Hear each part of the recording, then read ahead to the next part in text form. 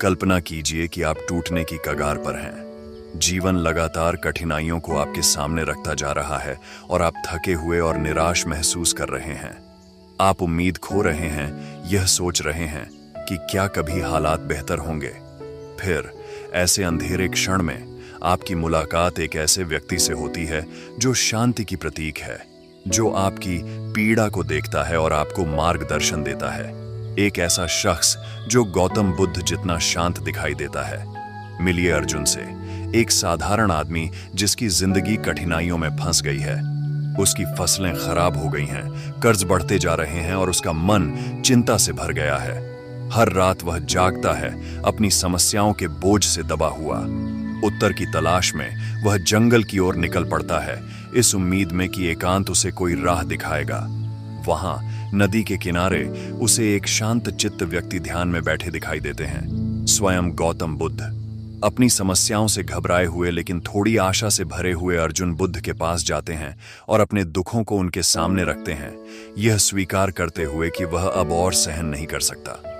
बुद्ध उसे सुनते हैं, उनकी नजरें स्थिर और करुणा से भरी होती हैं। अंत में वह बोलते हैं, लेकिन सांत्वना के शब्दों के बजाय एक प्रश्न पूछते हैं, अर्जुन बताओ, क्या अधिक भारी है, यह छोटा सा पत्थर या तुम्हारे मन का बोझ? अर्जुन चकित होता है। एक पत्थर उसके दर्द का प्रतीक कैसे हो सकता है?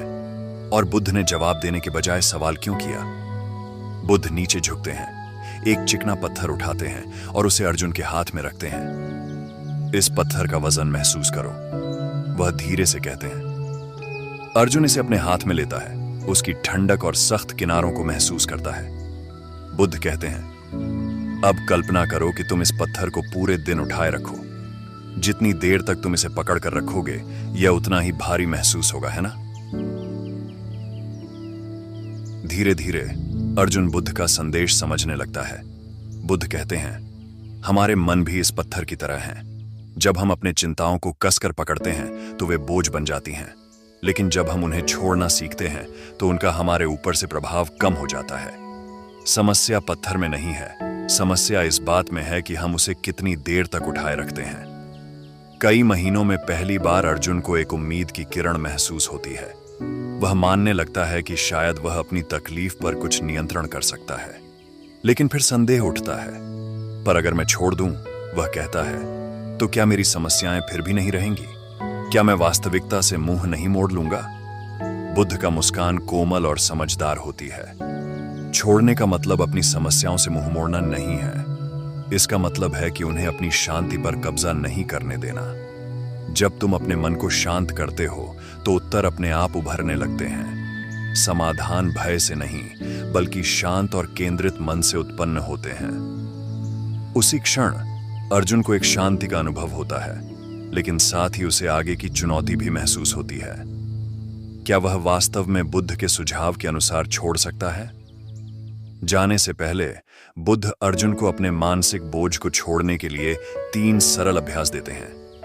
गहरी सांस लो। जब भी तुम चिंता में घिरो, अपनी सांस पर ध्यान दो।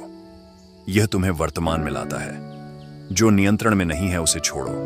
जो तुम नहीं बदल सकते उसे मानसिक रूप से छोड़ दो और भरोसा रखो कि स्पष्टता आएगी। छोटी छोटी खुशियों को याद करो।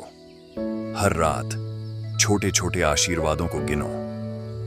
यह तुम्हारा ध्यान अभाव से कृतज्ञता की ओर ले जाता है। जैसे ही बुद्ध वहां से चले जाते हैं, अर्जुन नदी के किनारे खड़ा रहता है, एक हल्कापन महसूस करते हुए जो उसने महीनों में नहीं महसूस किया था। उसकी चिंताएं गायब नहीं हुई हैं, लेकिन वह समझ गया है कि उसे उन्हें अपने दिल में ढोने की आवश्यकता नहीं है। कभी कभी जीवन की कठिनाइयां हमें अपने भीतर झांकने का निमंत्रण देती हैं, हमें यह याद दिलाने के लिए कि शांति हमारे प्रतिक्रिया में है, हमारे हालात में नहीं। बुद्ध और अर्जुन की यह कालातीत कहानी हमें एक सरल लेकिन गहरी सच्चाई बताती है। जीवन की कठिनाइयां आना तय है, लेकिन हम उन्हें कैसे उठाते हैं यह निर्धारित करता है कि हम कौन बनते हैं। अगली बार जब जीवन असहनीय लगे, इस कहानी को याद करें। गहरी सांस लो। जो तुम नियंत्रित नहीं कर सकते उसे छोड़ दो और उस शांति को पाओ जो तुम्हारे भीतर है। बुद्ध का ज्ञान तुम्हें अंधेरे में मार्गदर्शन दे सकता है, यह याद दिलाते हुए कि तुम्हारी आंतरिक शक्ति हमेशा तुम्हारे साथ है।